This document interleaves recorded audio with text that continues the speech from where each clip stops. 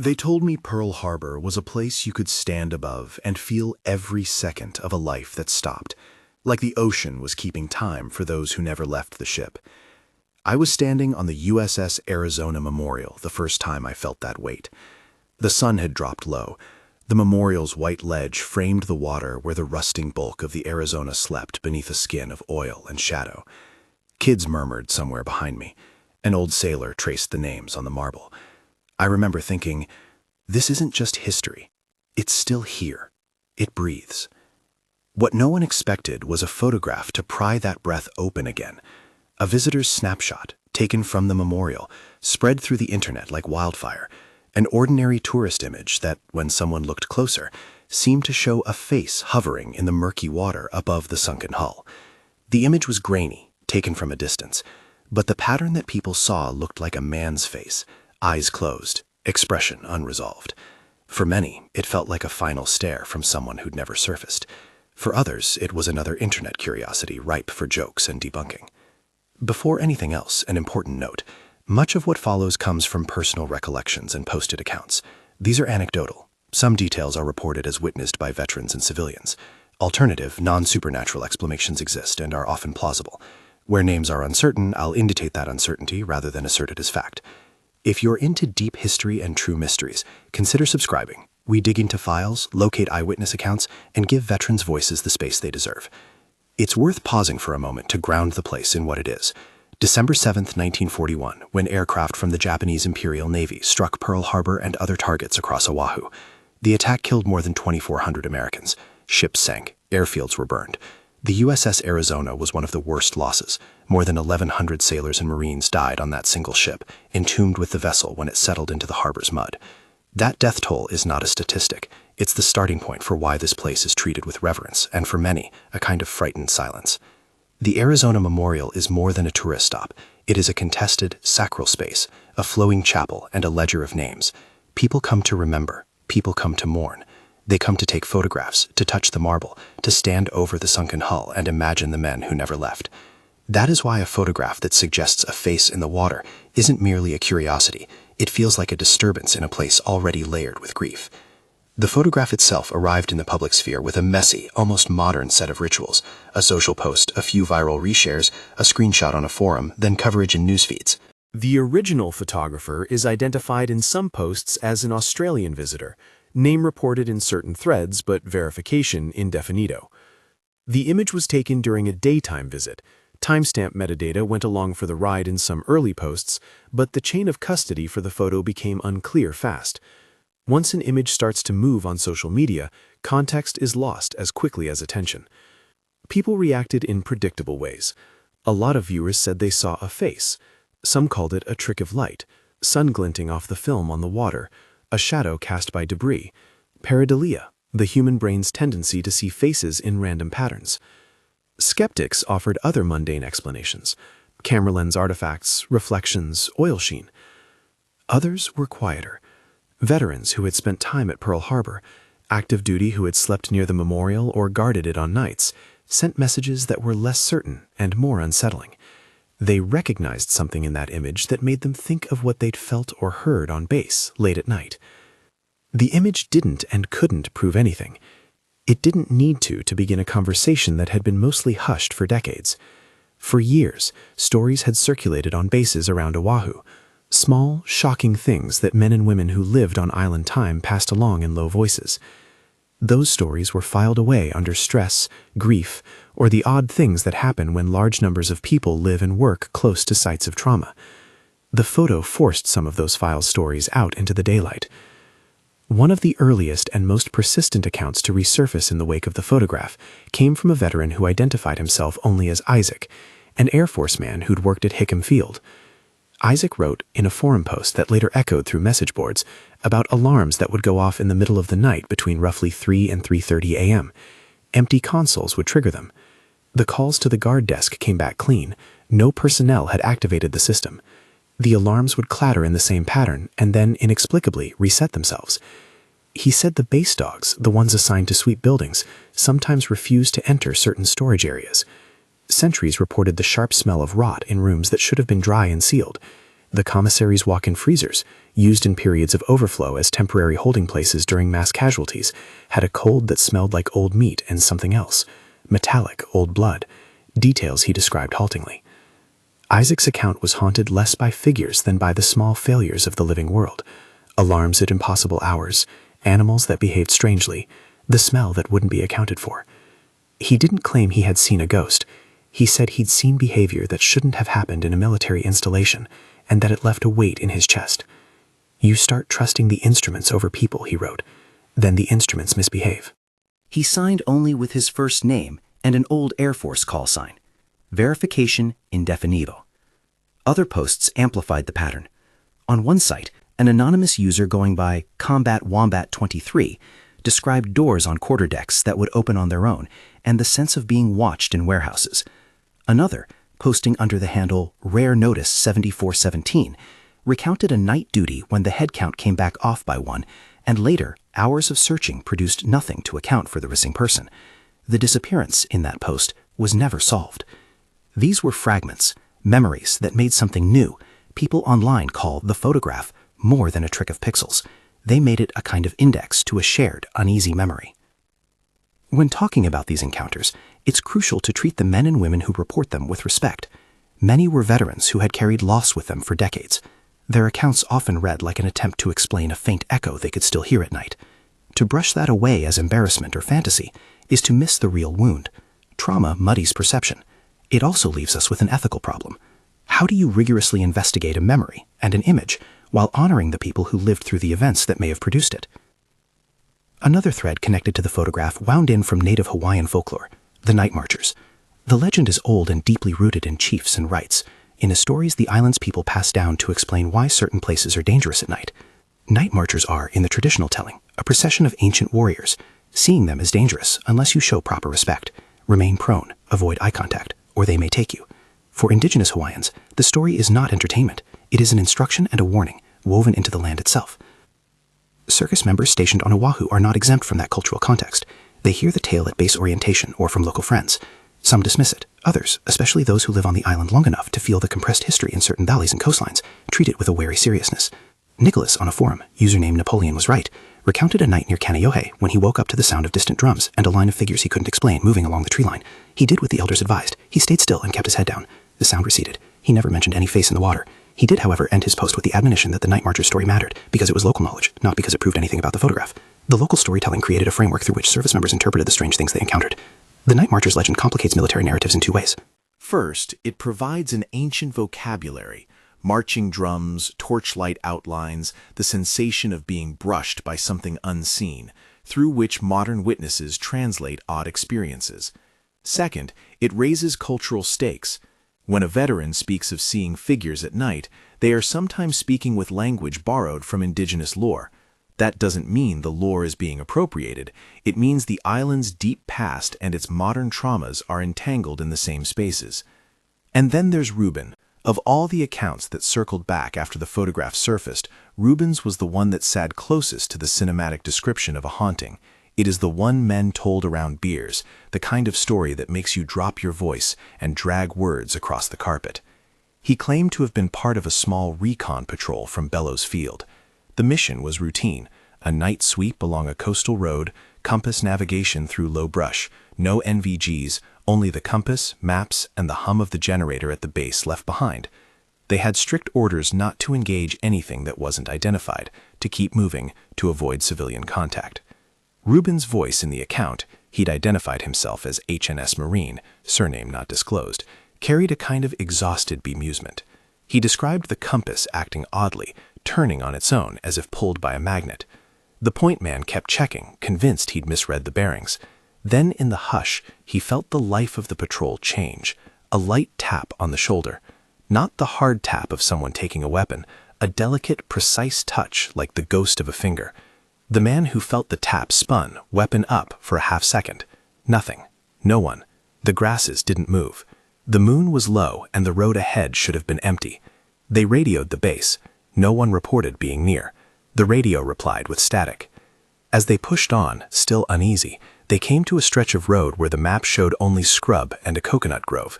There, Reuben said, a figure stood at the edge of the asphalt. A man at first glance, full height, walking toward a small building that, according to him, shouldn't have been there.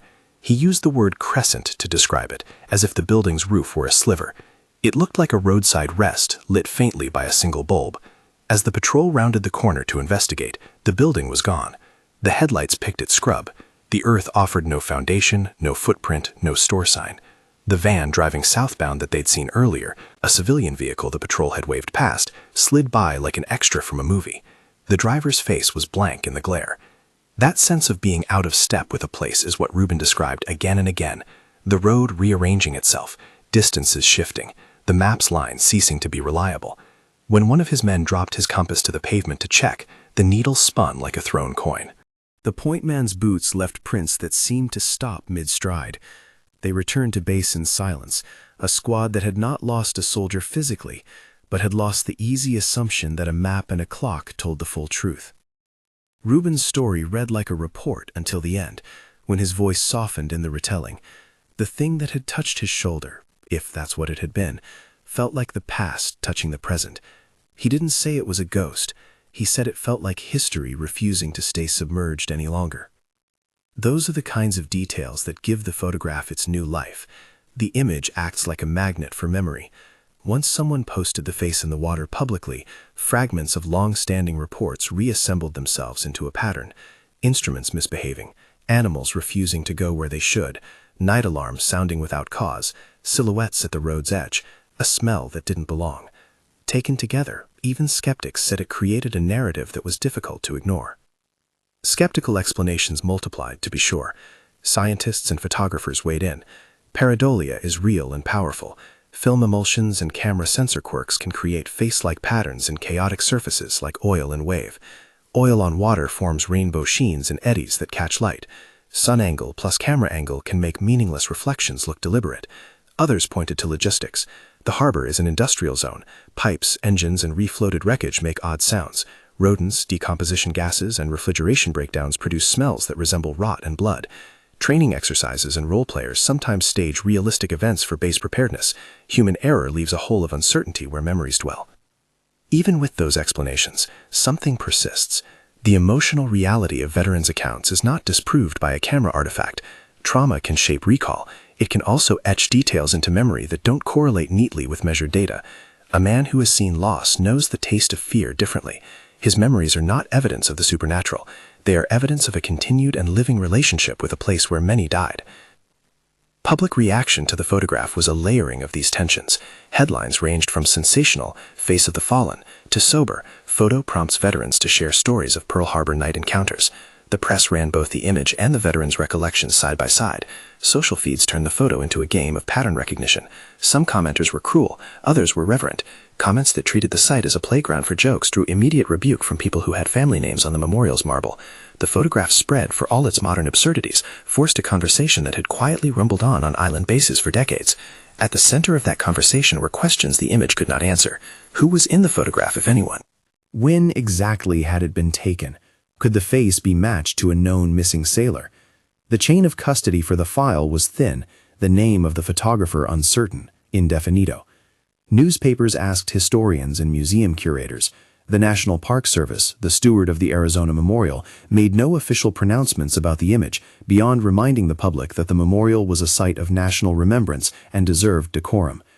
Still, the photo acted as a key, and doors opened that had been shut. Veterans who had kept their odd experiences private for decades found themselves willing to type long messages in threads and to answer questions that felt safer in the glow of a screen. Local practitioners of Hawaiian oral history reached out to interview members of the military about nights when drums seemed to pass down distant ridges without a visible source. A few academics took note, not to confirm ghosts, but to study how memory, trauma, and local cultural narratives interact near sites of mass death. One investigator I spoke with later, someone who'd spent years cataloging veteran testimonies, told me the photograph operated less like evidence and more like permission. People who had filed away their unease because they feared professional skepticism or ridicule now felt less alone.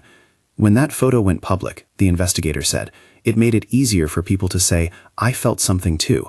That's all it did, but for some, that's everything. As stories resurfaced, so did a darker administrative history. During the immediate wartime period, when Pearl Harbor and the broader island were still triage zones, commissary spaces and cold storage had been repurposed in ways modern logistics rarely require. The memory of freezers used as temporary morgues is present in multiple testimonies. Those physical repurposings left smells, memories, and records that for some who lived through it never fully closed. The institutional retelling of wartime events, how bodies were handled, which deaths were recorded how, where remains were temporarily stored, was necessarily practical then and painful now.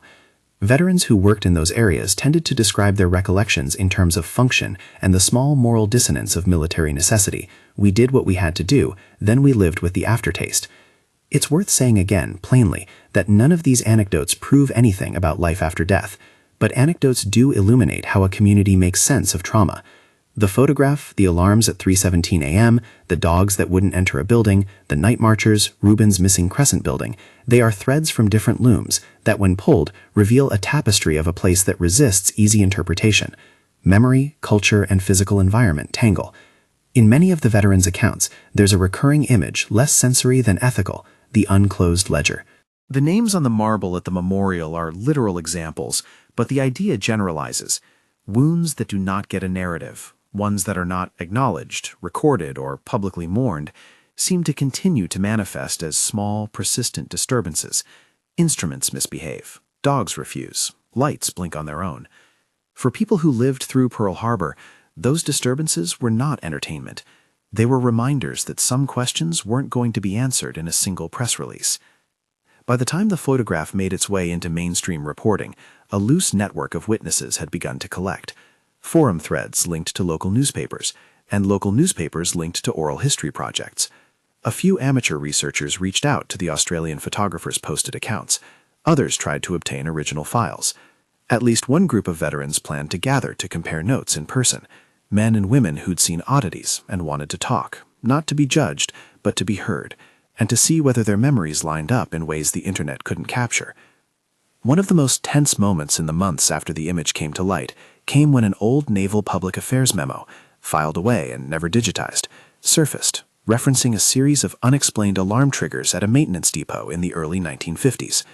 The memo did not mention apparitions.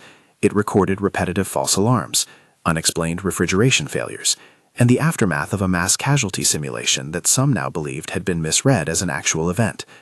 The memo's dry tone contrasted sharply with the veteran stories, yet both pointed to the same basic truth.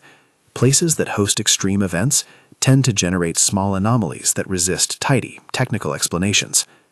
That's the point at which the photograph felt less like an object and more like a summons. It called veterans back into conversation. It pushed local storytellers, those who carry the night marchers tradition, and those who had memorized base logs, to speak in overlapping modes: the mythical, the administrative, the medical, the personal. The result was messy, human, and sometimes painfully sincere. I remember hearing from an elderly woman whose father's name is listed on the Arizona's ledger. She had come to the memorial on multiple anniversaries, and after the photo she sent a clipped email.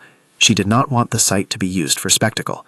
She noted sternly that the men who died there deserved more than the internet's rush to either ridicule or romanticize their deaths. Her voice was a needed check. The photograph raised questions, yes, questions about memory, grief, and the unseen. But above all, the site remains first and foremost a resting place.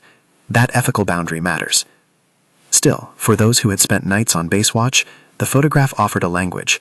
They no longer had to say it felt like something and have that brushed aside. They could point at a pixelated image and talk about the midnight alarms at Hickam, the building that flickered into existence and then vanished at Bellows, the smell in the commissary, the dogs that wouldn't go in. They could insist that something about the island's geography, its caves, its reefs, its particular arrangement of sky and light, seemed to fold memory and place into each other. One of the threads that would prove hardest to untangle was how much of what veterans said was shaped by the island itself. Oahu is a small island with volcanic topography, a place where sound bends in strange ways, and where coastal fog can carry a scent from miles away. Electrical interference in a harbor full of metal, the thermal layers at night, and the oil films on old wrecks can create optical illusions that a trained photographer might explain away with terms like specular highlights or diffraction. But the island's physicality, its smell, its heat, its narrow roads, also amplifies memory. People move through it like through a city of echoes. When the photograph began to be analyzed more closely, a small group of photographers tried to work out what they were seeing. Some concluded that the face could be a reflection caught in a patch of oil. Others insisted that the indentation and shadow pattern matched nothing they could easily reproduce.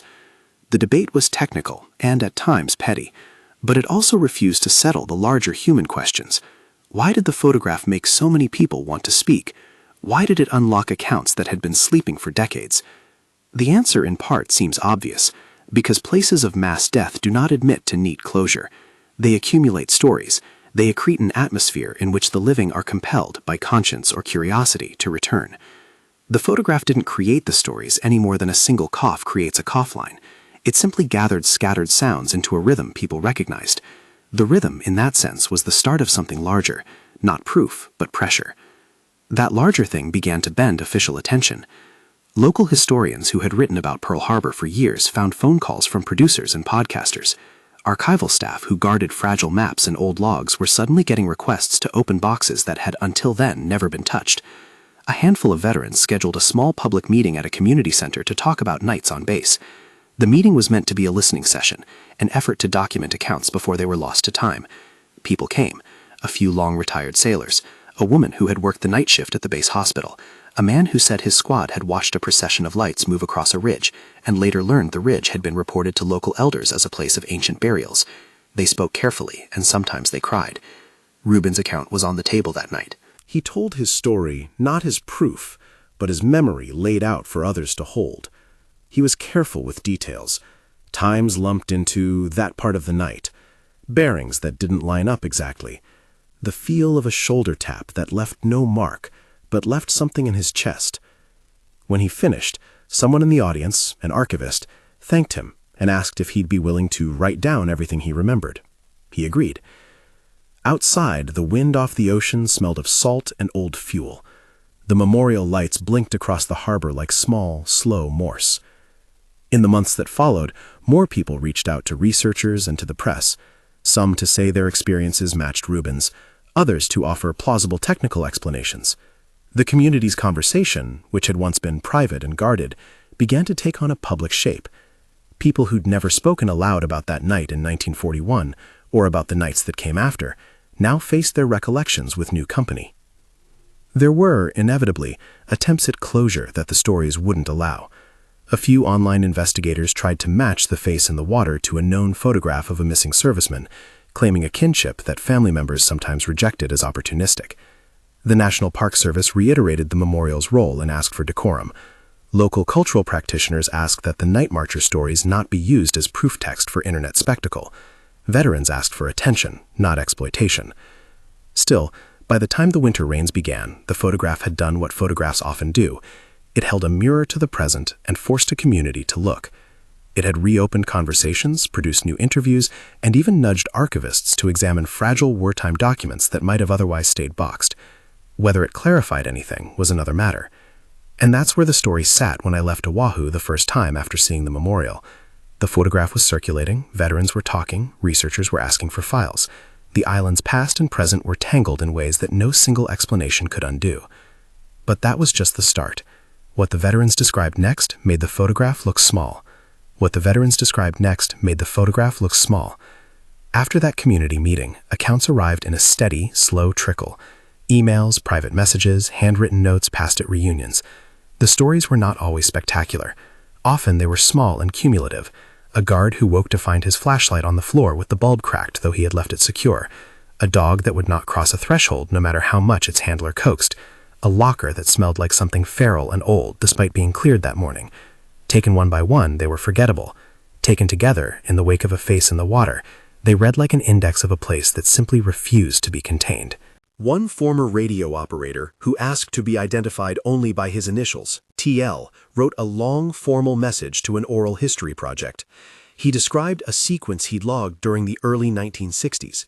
Panels of gauges would flicker for precisely 17 seconds at 0317, then go dark. Technicians checked wiring, replaced transformers, rewired circuits. The flicker continued.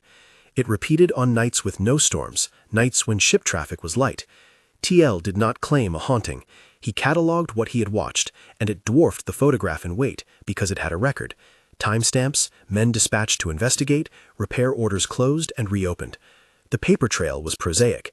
The effect on the men who ran those circuits was not. You get used to machines, he wrote.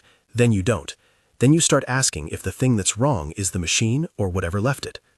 An ex-Kaneohe Marine who'd served in the late 1970s, call him Ramirez, sent a scarred piece of paper with his recollection typed and mailed to a local historian.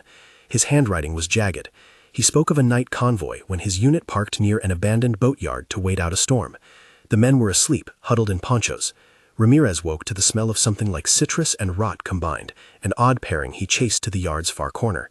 There, behind stacked crates, a plank door stood slightly ajar, though they had sealed it. Inside, a refrigeration unit hummed silently. Frost coated the floor. They found no one. They closed the door, nailed it. The smell lingered for days in their clothes. Ramirez ended the note with a single line. We all stopped going there after we got back to the barracks. Documentation indefinido. No base report, no log entry. Only memory and a smell that had become part of the story. The more mundane reports were joined by the uncanny. A former canine handler, anonymous as many preferred to remain, told of training days when certain kennels produced panic in the animals. The dogs would snarl at empty space. One handler refused to describe what his lead dog did in a storage bay where old canvas tarps covered crates. He only said this: you could feel him backing up away from nothing. The handlers knew their animals' cues. When a dog reacted, they reacted. That meant men went where they otherwise would not have gone. It meant that sometimes a practice sweep turned into a search for reasons a dog would not enter. These minor stories, repeated in different language, began to build into a pattern that read as more than coincidence. They formed a texture, alarms, animals, smells, doors, that matched in eerie ways the photograph's tonal suggestion. The face in the water, grainy and unyielding, became less a singular oddity and more a symbol that unlocked other catalogs, maintenance memos, station logs, oral histories. The image was a key.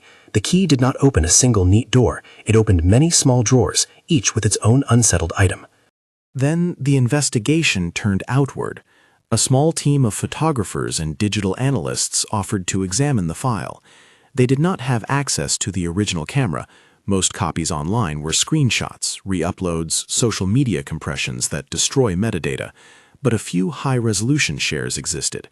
The analysts ran the obvious tests: histogram checks, contrast stretching, pattern recognition. One of them, a seasoned photographer named Mara, who had worked disaster zones, sent a short email to the meeting organizer. It's consistent with reflection patterns on a moving liquid surface. Oil films, particulate swirls, wind cups in the water, those all can create something face-like at certain exposures. She added, helpfully and dispassionately, that pareidolia would do the interpretive work for a viewer primed by grief and memory. Another contributor, a physicist who specialized in optics, took a different tack. He modeled sun angles for the day the image was purportedly taken and concluded that specular highlights in oil could indeed create dark, eye-like shapes. But he also noted something else. In the harbor, submerged metal structures can throw shadows in complicated ways. Currents move slowly around them. Particulate matter collects in eddies that hold shape for minutes. Under just the right conditions, a transient pattern might hold long enough to be photographed, brief and not reproducible. That didn't make the photograph a proof of anything, he warned. It only made it plausible that a photo could show something in the water that looks unnervingly like a face. The technical voices were necessary, and the technical explanations had weight, but they did not address the human side. They could not account for a cold, acidic smell in a commissary freezer described by Isaac. They could not explain why a veteran who had never spoken of drums until the image appeared suddenly used language from Night Marcher lore when describing a line of torches on a ridge. Both language and image had been activated. The island's mnemonic fields, if you will, had been stirred. The photograph did not make the memories, it allowed memory to surface with more confidence. Public reaction shifted as the analysis circulated. Headlines that had been breathless found new restraint. Podcasts that had run quick thrill-seeking episodes now booked historians, archivists, and surviving family members to talk about ethics. In some comment sections, the tone softened, not because people suddenly accepted a supernatural explanation, but because enough of the commentators had relatives whose names were on the memorial that ridicule felt, rationally or not, unseemly. Families pushed back in other ways. One woman, whose father's name was on the Arizona's wall, wrote an op-ed for a local paper asking the public to remember that the memorial is a resting site and not a detective show. She did not deny the photograph's existence. She asked that discussion proceed with care and without spectacle. Her piece was widely shared. It became a lodestar for many community members who wanted accountability for how a site like Arizona was represented in the digital age. As the public debate matured, the veterans' meetings continued. At one such gathering, Reuben showed up. He had been quiet for weeks while the photo made rounds online. When he sat at the long folding table that night, he folded and refolded his hands. He had more to add, because memory is sticky, because the act of speaking can pull additional detail into the light. He began with the compass again, but this time he traced the sequence more carefully. He told the room how the needle had not simply spun, it had made a slow, purposeful swing toward a southeast bearing they hadn't been given. They followed it because they had orders to follow compass and map. The point man, a young corporal, kept muttering that something wasn't right. At that precise moment, someone on the patrol tucked a hand into his jacket pocket and felt a pressure there, like someone had rested a weight on their shoulder. That detail had not been in his online post. He repeated the line the way a man repeats a prayer he's been given in half-remembered language: "You don't fight what you can't see." They walked to where Reuben said the Crescent building had been. He described the van that had gone by earlier. He said the driver had looked at them without emotion, like someone seeing props in a set. They had radioed. The voice on the other end was flat and offered only garbled frequencies. On a later night, after the patrol returned, Reuben and a couple of his squad mates drove the same road at dawn. They circled the area until county crews arrived. No foundation, no electrical service, no place that a light bulb could have been screwed into. A few locals, older men at a coffee shop, said there had always been stories of a lunatic who built small roadside shrines there, then left them to the Pacific breeze. Others shrugged. The land had histories that were not mapped on official charts. When Reuben finished, the room was quiet. The archivist who had organized the meeting asked whether any of his squad had reported similar things in official logs. Reuben shook his head. There were no reports. "You don't write that stuff down when it gets you a medal for keeping a calm face," he said dryly, and a few veterans in the room coughed in recognition. Isaac spoke slowly with more technical precision than he had shown online. He had kept some of the maintenance forms his unit handled at Hickam. He brought copies, not sensational memos, but line items. 0300 0315 false alarm. No trigger source found. Reset. Watchman observed odor similar to decomposing protein. Building cleared. No remains located. Many of those memos were stamped and dated in the 1950s and 1960s. They suggested a history of recurring anomalies, flickering systems, unexplained odors, dogs refusing to enter. The memos did not say why. They only recorded that something had been noticed and action had been taken. These administrative traces mattered because they provided a different kind of evidence, that the anomalies had, at times, reached a point where they were logged and unresolved. A scientist could model light reflections. An archivist could confirm dates on a memo. Neither could say whether those moments were the result of memory, environmental oddity, or something else. The fact that the memos existed, however, showed that at least some things could not be dismissed as pure fantasy. A cultural practitioner, a kupuna, an elder of Hawaiian descent, joined the meetings at the request of the archivist. She listened more than she spoke. When she did speak, it was with a slow clarity that shifted the room. She explained how places in Hawaiian tradition can be described as kapu, sacred or restricted, and how certain sites had protocols attached to them.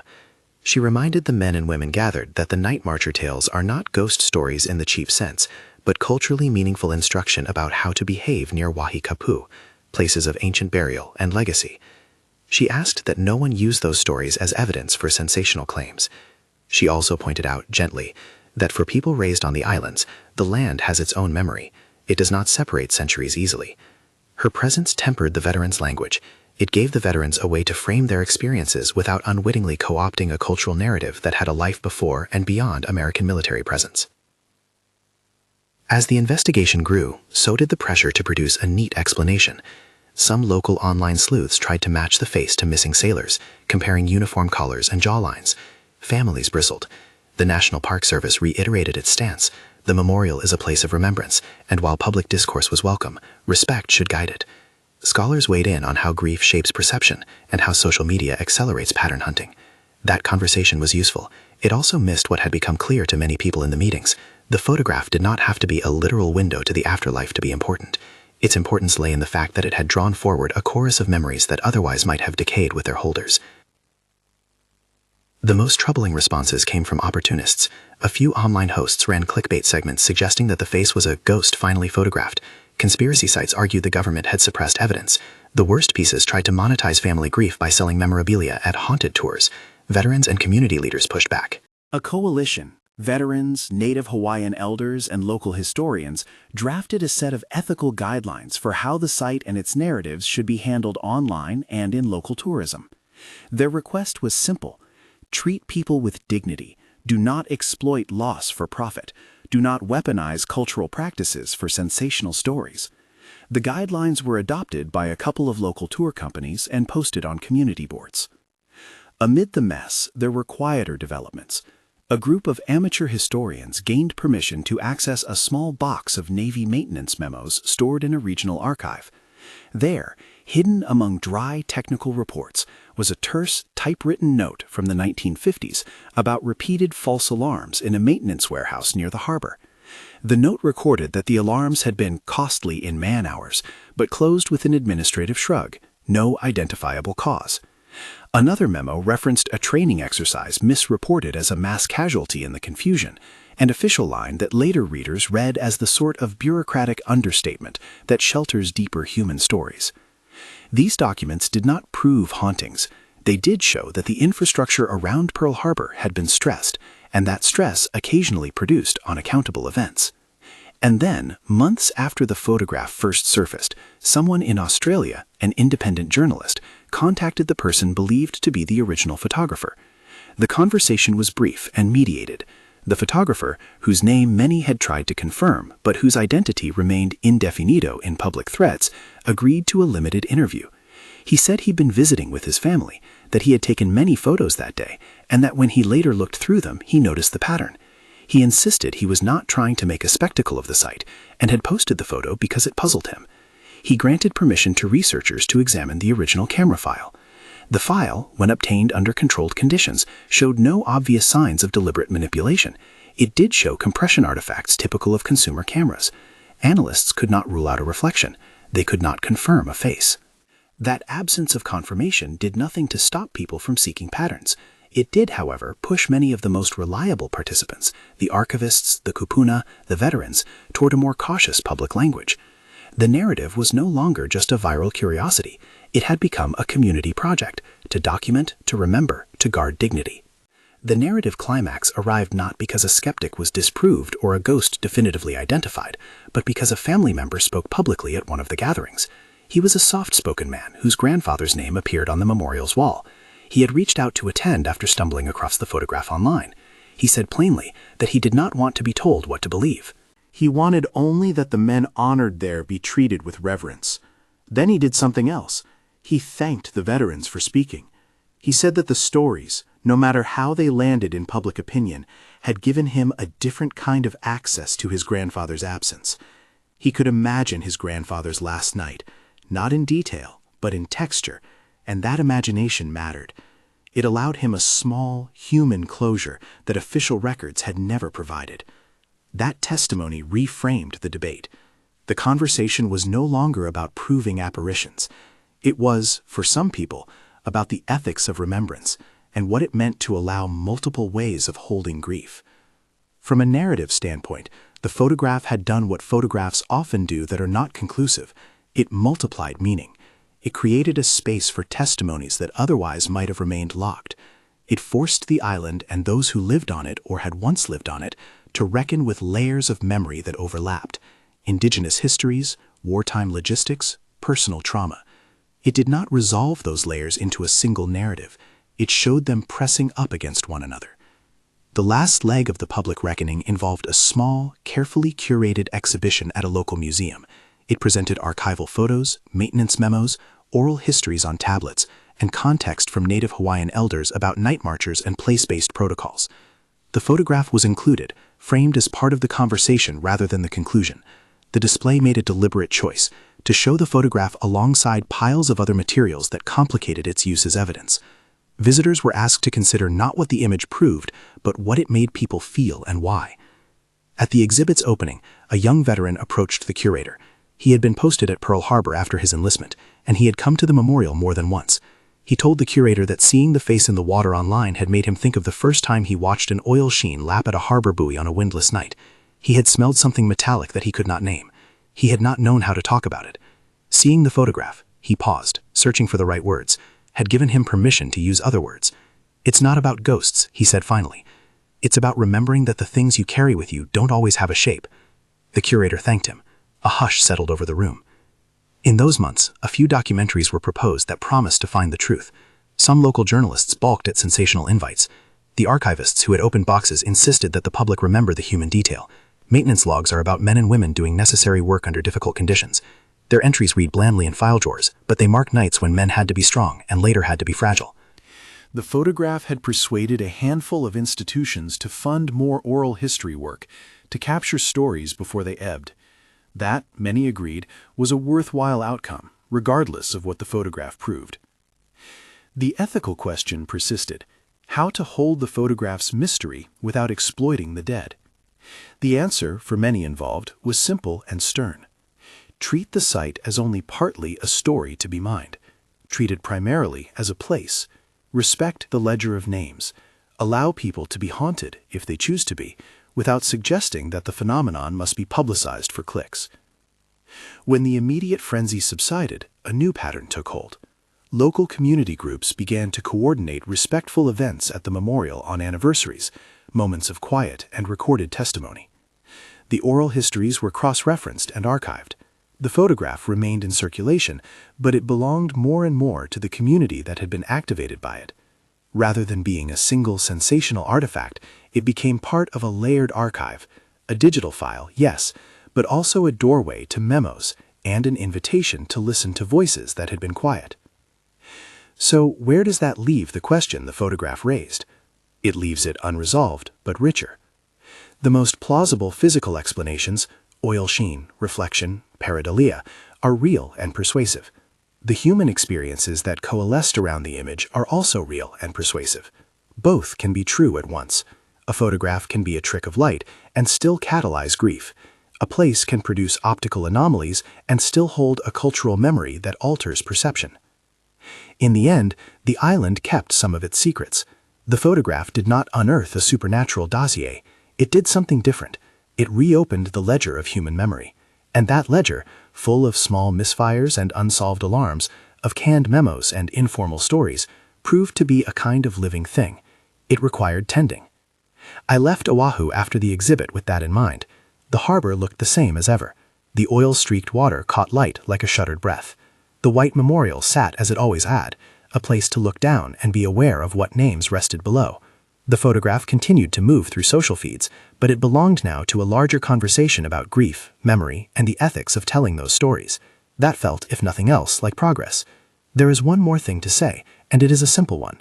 The men and women who came forward, Isaac, Reuben, T.L., Ramirez, the canine handlers who preferred anonymity, the kupuna who advised restraint, were not asking anyone to believe a single story as proof. They asked only to be heard, to have their recollections placed somewhere between skepticism and dismissal, where nuance can live. The photograph did not demand a verdict, it demanded attention. And attention, in the case of a place that carried so many losses, was not nothing. So what do we make of the face in the water? For some, it is a clever misreading of physics. For others, it is an eerie echo. For many, it is at once a photograph that, whether or not it captures a human shape, brought forward a chorus of voices who have lived with that place's consequences for decades. That is the terrifying part, perhaps. Not that the image proves the supernatural, but that it reminds us of how persistent and unfinished memory can be.